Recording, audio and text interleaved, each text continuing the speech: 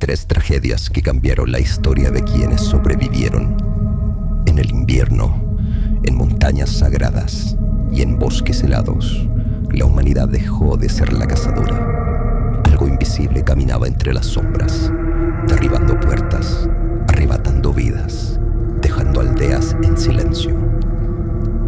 Lo que vas a escuchar a continuación son 3 historias reales donde la noche cazó al hombre y en la última incluso el ejército tuvo que intervenir.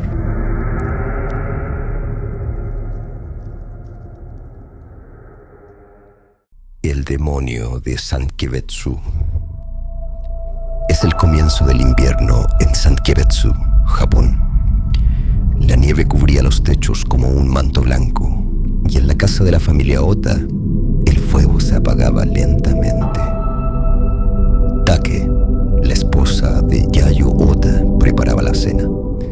Sus 2 hijos pequeños jugaban cerca de la lámpara mientras el bebé de la familia dormía en silencio.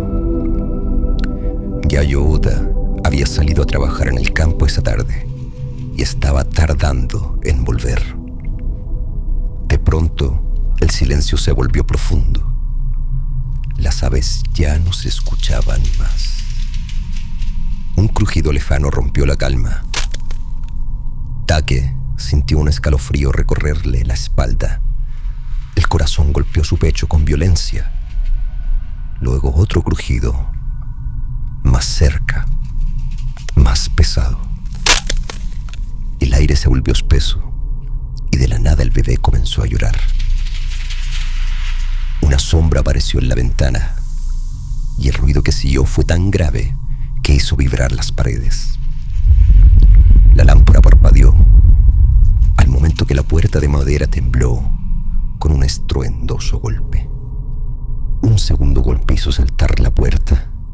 Una silueta negra de más de 2,5 metros entró como un demonio cegador. Sus garras partieron la mesa a su paso, mientras Take apretó al bebé contra su pecho. Su rostro empalideció al sentir que la bestia la miraba fijamente, como si supiera que no había salida. Los niños gritaron y un rugido ensordeció la casa. La madera se partía. Los gritos de la familia se apagaban en la noche. El suelo teñido de rojo. La lámpara ya no brillaba más. Cuando los vecinos llegaron, vieron la nieve marcada por garras y el silencio más pesado que la muerte misma. Era solo el comienzo. Durante 6 días, la bestia volvió cada noche, acechando las casas, derribando puertas y cazando sin miedo. 7 personas ya habían muerto y el pueblo entero dejó de dormir. El siguiente rugido podría llegar en cualquier momento. Finalmente, el 14 de diciembre, un grupo de cazadores liderados por Yamato Haikishi se internó en el bosque. Rastrearon las huellas hasta un arroyo helado, hasta que encontraron al depredador. Un enorme oso con ojos negros sin alma. Le dispararon sin clemencia, en el cuerpo, en el corazón, y un último impacto en el cráneo acabó con la pesadilla. Decidieron abrirlo y confirmaron los hechos. Hallaron restos humanos en su estómago. Su cuerpo fue llevado ante el pueblo para que todos supieran que podrían volver a dormir, ahora sin miedo a ser devorados, ni ellos ni sus familias. El oso de Sankebetsu, un cazador de humanos real que aterrorizó almas inocentes en 1915. Se dice que en las noches de invierno, cuando el viento hace crujir las ramas, los jóvenes que conocen la historia guardan silencio, recordando el sonido de aquellas pisadas que se acercaban y el miedo de saber que la puerta podría ceder en cualquier momento. Los desaparecidos del Himalaya. las montañas sagradas del Himalaya indio, la fe se mezclaba con el miedo. Las rutas que llevaban a los templos de Shiva y Vishnu estaban vacías al caer la noche. Las campanas de los santuarios ya no traían paz, sino advertencia, pues el sendero de la fe por las noches se tornaba en el camino a la muerte. Pasos suaves se acercaban a los viajeros, inadvertidos, confiados en su fe, pero echados a la suerte. A veces ni siquiera habían ruidos, ni gritos, ni lucha. Solo el silencio que adornaba cada noche con una falsa paz. Cuando los aldeanos salían, observaban helados la situación. Un frío en la espalda y ojos petrificados en horror. Marcas de cuerpos que habían sido arrastrados hacia la espesa selva y el rojo aún fresco sobre las piedras. Cuando las aldeas locales veían caer el sol, ninguno se atrevía a estar afuera. Las madres rezaban en voz baja para no llamar la atención, manteniendo a los niños cerca, pálidas por imaginar el destino que sufrirían otros en su propia familia. Los peregrinos abandonaban el camino sagrado. De a poco la fe no era suficiente para que la gente emprendiera el largo camino. Las llamas de las fogatas parpadeaban y a veces una respiración se escuchaba cerca, sin ser anunciada por paso alguno. Durante 8 años, las familias locales no encontraban descanso en el sueño. Más de 120 personas desaparecidos, destazados en silencio. Tanto peregrinos como pobladores hoy rezaban con más fuerza que nunca cada vez que el sol se apagó. Era como si la montaña misma hubiera engendrado un demonio. El caso fue tan serio que el gobierno recurrió a un hombre, Jim Corbett, legendario cazador responsable de acabar con la tigresa de Chapahuat, una fiera que hizo historia por apagar más de 400 vidas humanas en Nepal. En cuanto llegó Corbett, comenzó a estudiar a la bestia, en sigilo permanente y con el mismo cuidado de su adversario.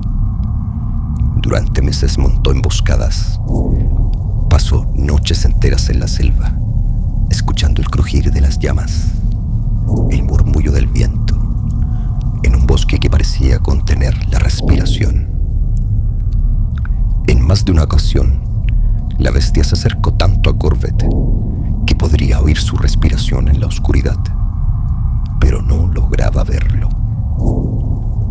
La cacería se convirtió en duelo. Hombre y bestia se midieron en silencio, en las montañas, bajo el cielo estrellado del Himalaya. Una noche, cerca de un templo, Corbett vio 2 destellos. Un enorme leopardo aparecía en la penumbra. Corbett apuntó con calma, su pulso frío, su ojo certero, y apretó el gatillo. El primer disparo lo hirió, y con un segundo disparo Corbett reclamó su presa. El silencio volvió a la montaña, pero esta vez no era de miedo. Era el fin de la pesadilla, la calma de la gente. Cuando los aldeanos vieron el cuerpo del leopardo, el terror acumulado durante años comenzó a desvanecerse. En 1926, los peregrinos volvieron a visitar los templos sagrados del Himalaya. Aún así, el recuerdo quedó grabado en la memoria de los locales, que vieron a más de 100 almas perderse.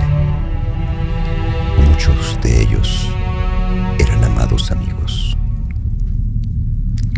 Aún hoy, los ancianos cuentan que en las frías noches, cuando el viento sopla entre los templos, puedes escuchar pasos sigilosos entre los árboles, donde alguna vez un leopardo cazó humanos en el corazón corazón de las montañas sagradas.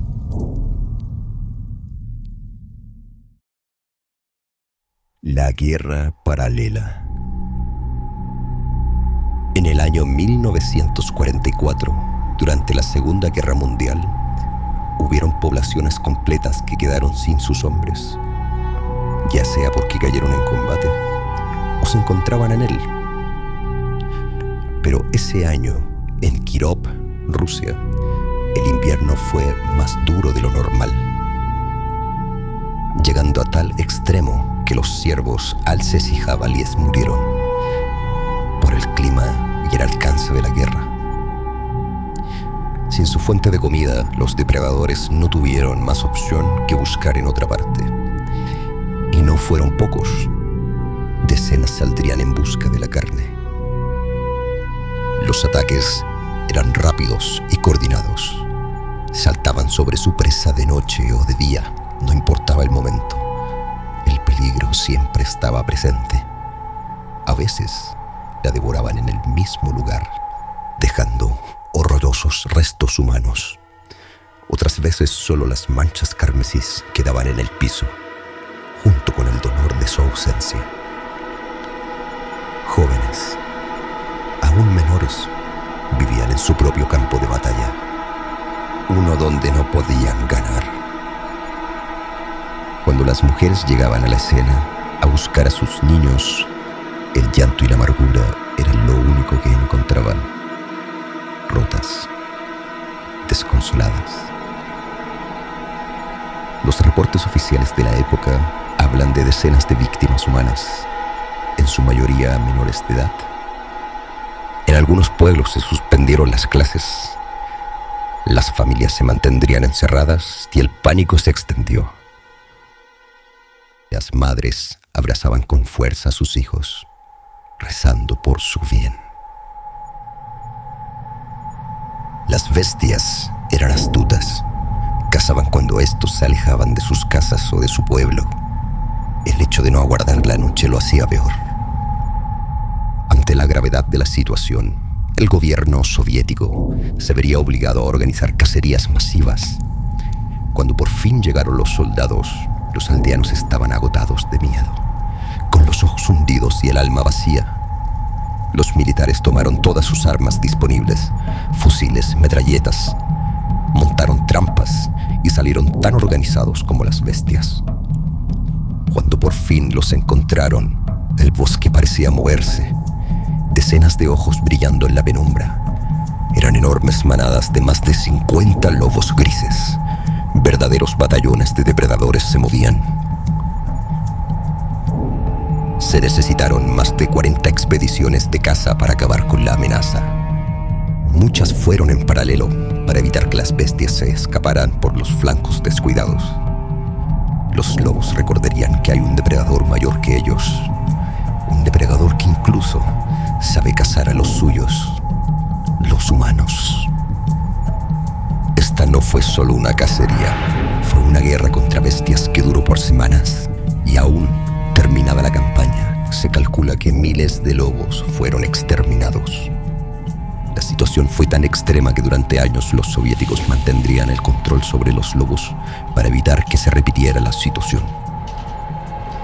Esta guerra recordó a los hombres que no son los dueños del bosque, sino simples visitantes tolerados por las sombras.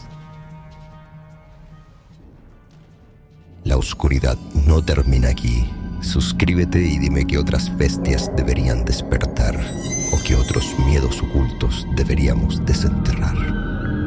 Buenas noches.